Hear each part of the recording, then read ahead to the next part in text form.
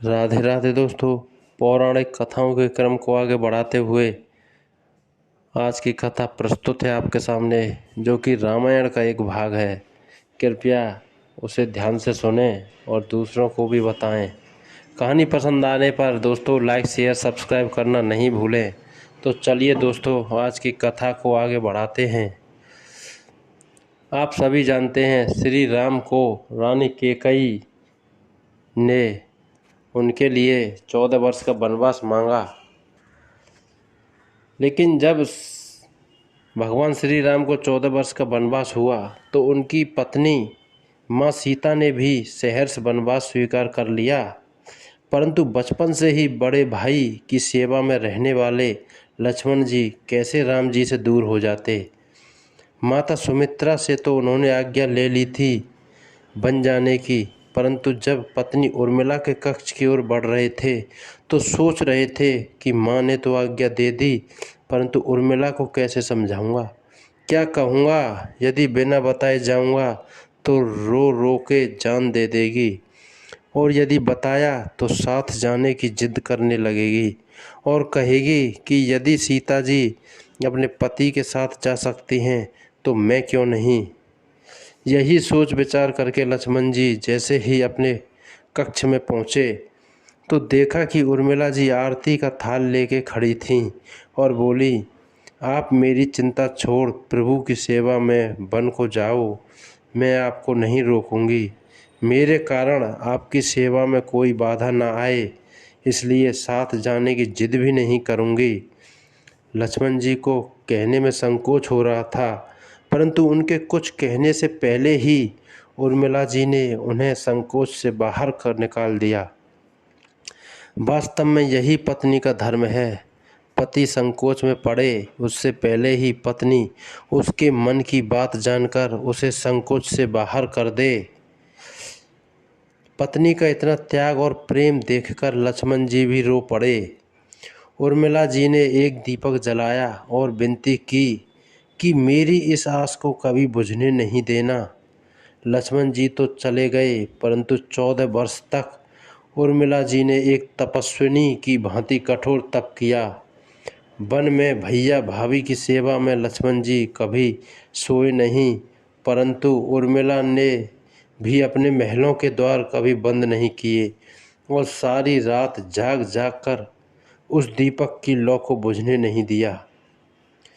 मेघनाथ से युद्ध करते हुए जब लक्ष्मण को शक्ति लग जाती है तो हनुमान जी उनके लिए संजीवनी का पहाड़ लेके लौट रहे होते हैं, तो बीच में अयोध्या में भरत जी उन्हें राक्षस समझकर बाण मारते हैं और हनुमान जी गिर जाते हैं।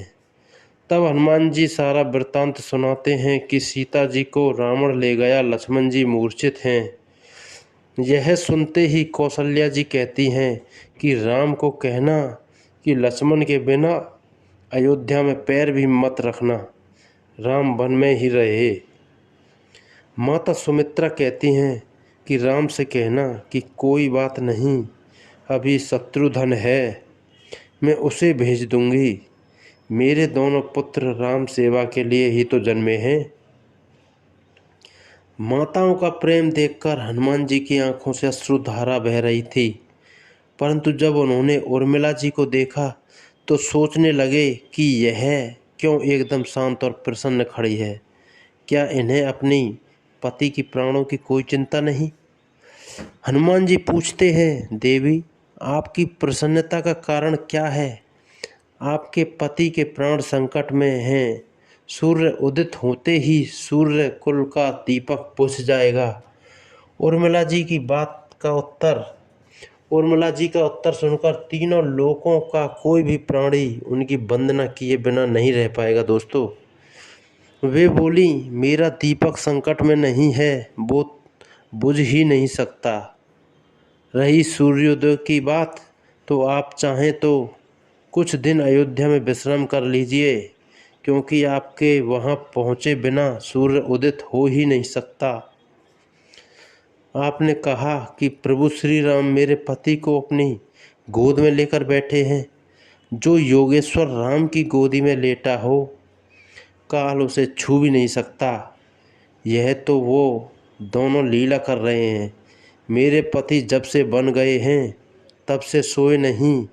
उन्होंने ना सोने का प्रण लिया था, इसलिए वे थोड़ी देर विश्राम कर रहे हैं, और जब भगवान की गोद मिल गई तो थोड़ा विश्राम ज़्यादा हो गया, वे उठ जाएंगे। और शक्ति मेरे पति को लगी ही नहीं, शक्ति तो राम जी को लगी है। मेरे पति की हर श्वास में राम है, हर धड़कन में राम, उनके रोम रोम में राम है, उनके खून की बूंद बूंद में राम है। और जब उनके शरीर और आत्मा में है ही सिर्फ राम, तो शक्ति राम जी को ही लगी, दर्द राम जी को ही हो रहा। इसलिए हनुमान जी आप निश्चिंत होकर जाएं, सूर्य उदित नहीं होगा। वास्तव में सूर्य में भी इतनी ताकत नहीं थी कि लक्ष्मण जी के जागने से पहले वो उदित हो जाते। एक पतिव्रता तपस्विनी का तप उनके सामने खड़ा था, और मेघनाथ को भी लक्ष्मण जी ने नहीं, अयोध्या में बैठी एक तपस्विनी उर्मिला ने मारा। राम राज्य की नींव जनक की बेटियां ही थीं, कभी सीता तो कभी उर्मिला।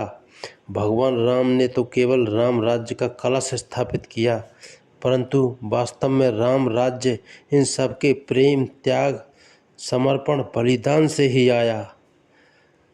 तो दोस्तों, अगर कथा आपको पसंद आई हो तो लाइक, शेयर, सब्सक्राइब करना नहीं भूलें दोस्तों। जय जय श्री राधे, जय जय श्री राम, हर हर महादेव।